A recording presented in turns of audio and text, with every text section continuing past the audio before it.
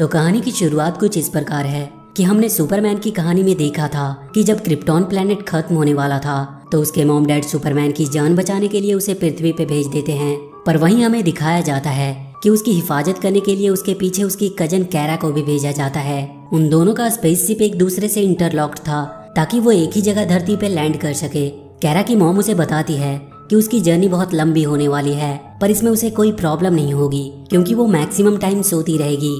कैरा अपनी मॉम से प्रॉमिस करती है कि वो हर हालत में अपने कजन की हिफाजत करेगी और इसके बाद वो अपने स्पेसशिप में बैठकर वहाँ से निकल जाती है। पर जब क्रिप्टॉन प्लेनेट डिस्ट्रॉय होता है तो उससे एक बहुत ही स्ट्रॉन्ग शॉक वेव निकलती है, जिसकी वजह से कैरा का सिर्फ फैंटम जोन में चला जाता है, यानी कि स्पेस के एक ऐसे जोन में जहाँ समय गुजरता नहीं था। वो 24 साल तक सोती रही, फिर किसी तरह उसका सिर्फ अर्थ पे लैंड होता है। पर जब वो वहाँ पहुँचती है तो उसकी उम्र अभी भी 13 साल ही होती है। पर उसका कजन अब एक बेबी से बड़ा होकर दुनिया के लिए सुपरमैन बन चुका था और उसे अब किसी की हिफाजत की जरूरत नहीं थी। सुपरमैन कैरा को लेकर उन्हीं के पास गया जिन्होंने उसे पालकर बड़ा किया था, क्योंकि वो चाहता था कि उसका भी बचपन उसी की तरह बीते और एक दिन वो उसी की तरह अपने पावर को रियलाइज कर सके। कैरा को उस फैमिली में एक बहन भी मिली जिसका नाम एलेक्स था। अब इसके बाद हम कुछ सालों के बाद का सीन देखते हैं। कैरा के पास वो सारी सुपर पावर्स होने के बावजूद वो एक मीडिया कंपनी में काम करती थी ताकि वो एक नॉर्मल इंसानों की जिंदगी जी सके, क्योंकि दुनिया को अब एक और सुपर हीरो की जरूरत नहीं थी। वहीं हम उसके एक फ्रेंड चार्ली को देखते हैं जो कहीं ना कहीं कैरा को पसंद करता था, पर कैरा उसे सिर्फ अपना एक दोस्त मानती आई थी। कैरा के ऑफिस में उसकी बॉस ग्रांट उसे कुछ एम्प्लॉयज को अपनी कंपनी से निकालने को कहती है क्योंकि वो उतने लोगों को अफोर्ड नहीं कर पा रहे थे। ग्रांट के इस डिसीजन से कैरा खुश नहीं थी। वो उससे कहती है कि अगर उन्हें अचानक से ऐसे ही निकाल दिया गया तो उनकी फैमिली का क्या होगा।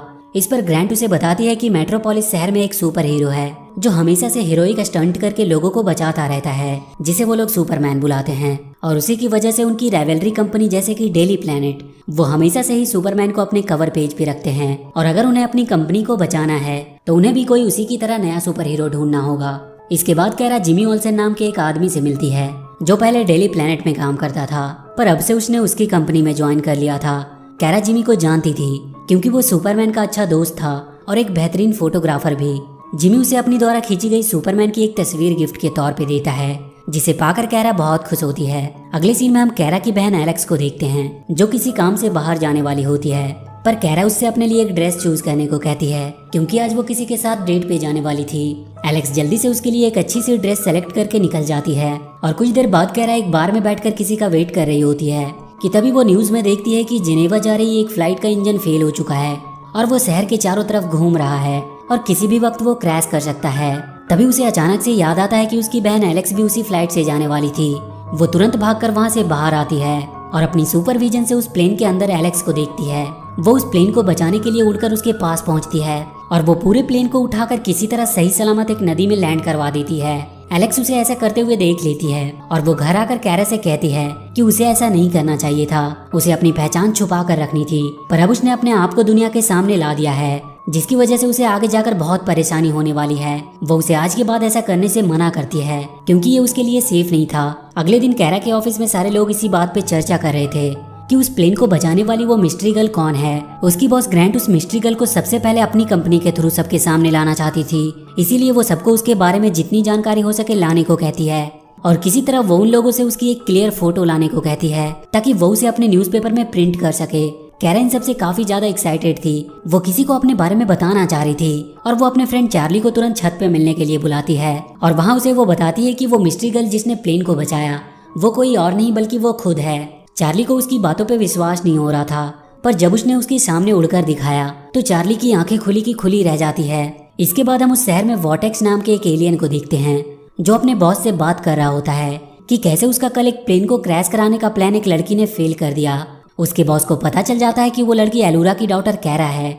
वो उसे किसी भी तरह कैरा को खत्म करने का ऑर्डर देता है। इधर कैरा चार्ली के साथ मिलकर अपने लिए परफेक्ट ड्रेस बनाने की कोशिश कर रही थी और इसके बाद वो एक जगह पे लगे आग को बुझाने और लोगों को बचाने के लिए जा रही होती है, पर तभी अचानक से उसे किसी चीज से शूट करके नीचे गिरा दिया जाता है और फिर बहुत से लोग आकर उसे वहाँ से ले जाते हैं। कैरा की जब आंख खुलती है तो वो अपने आप को किसी चीज से बंधी हुई पाती है। वहाँ उसे हैंक हैंसाओ नाम का एक आदमी मिलता है जो उसे बताता है कि ये सारे मटेरियल क्रिप्टोनाइट से बने हैं जिसे वो तोड़ नहीं सकती। तभी वो वहाँ पे अपनी बहन एलेक्स को देखती है जो आकर उसके हाथों को खोलती है। इसके बाद हैंक उसे बताता है कि वो डीईओ के कब्जे में है, यानी कि department of extra normal operation, जो पृथ्वी को बाहर की दुनिया और एलियन के खतरे से बचाने का काम करती है।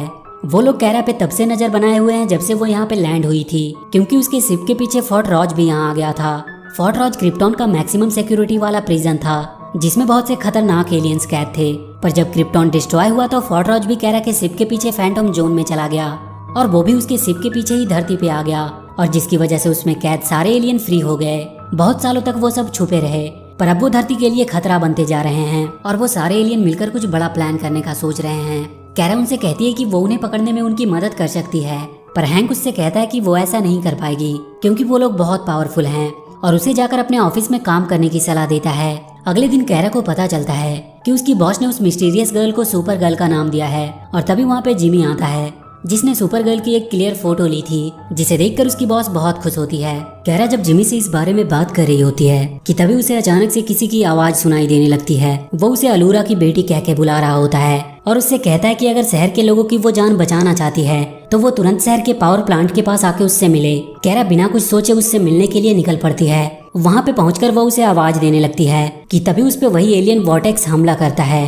कैरा उससे पूछती है कि वो कौन है और उससे क्या चाहता है। वॉर्टेक्स उसे बताता है कि उसकी माँ अलूरा ने उसे फोर्ट रेज में कैद किया था, और उसे मारकर वो उसका बदला लेना चाहता है, और इसके बाद उन दोनों के बीच में फाइट होने लगती है। वॉर्टेक्स कैरा पे बहुत भारी पड़ रहा था, क्योंकि कैरा ने अभी तक अपनी पावर को सही से इस्तेमाल करना सीखा नहीं था। वो उस पे एक कुल्हाड़ी से वार करता है, जिससे कैरा घायल हो जाती है। वो उसे मारने ही वाला होता है कि तब तक वहाँ पे एलेक्स अपनी टीम के साथ आ जाती है, और वो कैरा को बचा के वहाँ से डीईओ के हेडक्वार्टर में ले जाती है। वहाँ एलेक्स उसके शरीर पे से उस कुल्हाड़ी के टुकड़े को निकालती है, और उस मेटल को ट्रैक करके वो वॉर्टेक्स के लोकेशन का पता लगा लेते हैं। कैरा हैंक से कहती है कि वो इस बार उसे जरूर खत्म कर देगी, और वो उसके पास पहुंच जाती है और उसके ट्रक से टकराकर उसे नीचे गिरा देती है, और उस पे लगातार हमला करने लगती है। पर वॉर्टेक्स उस कुल्हाड़ी की मदद से अब भी उस पे भारी पड़ रहा था। वो उसे एक जोरदार हमले से मारने ही वाला था, पर कैरा अपनी लेजर बीम से उसके वेपन को डिस्ट्रॉय कर देती है, जिसके धमाके में वॉर्टेक्स पूरी तरह घायल हो जाता है। पर वो कैरा के सामने सरेंडर करने के बजाय खुद को ही मार लेता है। अगले दिन कैरा जिमी से लंच के लिए पूछती है, पर वो उससे कहता है कि वो छत पर आकर उससे मिले, और वहाँ वो कैरा को बताता है कि उसे पहले से ही पता था कि वो सुपर गर्ल है, क्योंकि सुपरमैन ने पहले से उसे सब कुछ बता दिया था, और उसने ही उसे उसका ध्यान रखने को कहा था, ताकि वो अपनी पावर को खुद ही रियलाइज कर सके। अगले सीन में हमें उन सारे एलियन की हेड को दिखाया जाता है, जो कोई और नहीं बल्कि कैरा की मॉम अलूरा की जुड़वा बहन एस्ट्रा होती है। और उसे जब पता चलता है कि सुपर गर्ल उसकी नीस है, तो वो समझ जाती है कि वो उनके लिए कितनी खतरनाक हो सकती है। अब कैरा डीओ के साथ मिलकर ट्रेनिंग करने लगती है, ताकि वो अपने दुश्मनों के सामने अपने पावर का सही से इस्तेमाल कर सके। पर अभी तक उन लोगों ने उसे ये क्लियर नहीं किया था कि वो पूरी तरह से तैयार है। कैरा बार बार एलेक्स से कह रही होती है कि अब उसे ट्रेनिंग की कोई जरूरत नहीं, क्योंकि अब वो उन एलियंस का मुकाबला करने के लिए पूरी तरह से रेडी है। कैरा अभी एलेक्स से बात ही कर रही होती है कि उसे चार्ली का कॉल आता है, जो उसे बताता है कि शहर के एक पोर्ट पे आग लग गई है, और वहाँ पे बहुत से लोग फंसे हैं। कैरा तुरंत उस जगह पे पहुँचती है और वहाँ के फायर फाइटर से पूछती है कि प्रॉब्लम क्या है, और तब उसे पता चलता है कि जहाँ पे आग लगी है उसके जस्ट बगल में एक शिप खड़ा है, जिसपे लाखों गैलन ऑयल पड़े हैं, और अगर वो ब्लास्ट होता है तो ये पूरा एरिया ही खत्म हो सकता है। वो उस बड़े से शिप को धक्का देकर वहाँ से हटाने की कोशिश करने लगती है, और बहुत जल्द वो इसमें कामयाब भी हो जाती है। पर उसकी एक्सेस पावर की वजह से वो शिप साइड से टूट जाती है, और वो सारा ऑयल गिरकर सी में मिलने लगता है, जिसकी वजह से सारे न्यूज वाले सुपर गर्ल को ब्लेम करने लगते हैं। कैरा की बॉस भी उसके बारे में बुरा ही लिखना चाहती थी, क्योंकि उसे लगता था कि सुपर गर्ल जो कोई भी है वो एक नौसिखिया लड़की है, इसीलिए वो अपने सारे टीम से उसके बारे में हर एक चीज को पता करने को कहती है। और वो जिमी को ये काम सौंपती है कि वो किसी भी तरह उसकी सुपर गर्ल के साथ एक मीटिंग अरेंज करवाए। अगले सीन में हम एक केमिकल फैक्ट्री देखते हैं, जहाँ के एक वर्कर को वहाँ एक एलियन दिखाई देता है, और जब वो उसे रोकने की कोशिश करता है तो वो उसके हाथों मारा जाता है। अगले दिन डीओ की टीम उस जगह की इन्वेस्टिगेशन करती है। उस वर्कर की बॉडी में उन्हें एक अलग तरह का मेटल मिलता है, जिसे देखकर कैरा को अपने बचपन की याद आने लगती है। उसकी मॉम ने एक बार उसे ऐसे ही एक एलियन के बारे में बताया था, जिसे हेलग्रामाइट कहते थे, और फिर वो ये बात हैंक को बताती है, और उन्हें उस एलियन के बारे में पता चल जाता है कि वो अपने आप को किसी भी रूप में ट्रांसफॉर्म कर सकता है। कैरा उनसे कहती है कि हम पिछली बार की तरह मिलकर काम करेंगे और उस एलियन को मार देंगे। पर एलेक्स उसे लेकर एक कमरे में जाती है, जहाँ पे क्रिप्टोनाइट का रेडिएशन होता है। वो उससे कहती है कि उसे ट्रेनिंग की जरूरत है, और क्रिप्टोनाइट की वजह से यहाँ पे उसकी पावर काम नहीं करेगी। और इसके बाद एलेक्स उसे लड़ाई के मूव सिखाने लगती है। कैरा अपनी पावर पे ज्यादा भरोसा करती थी, इसीलिए वो एलेक्स के मूव के सामने टिक नहीं पा रही थी, और वहाँ से गुस्सा होकर वो चली जाती है।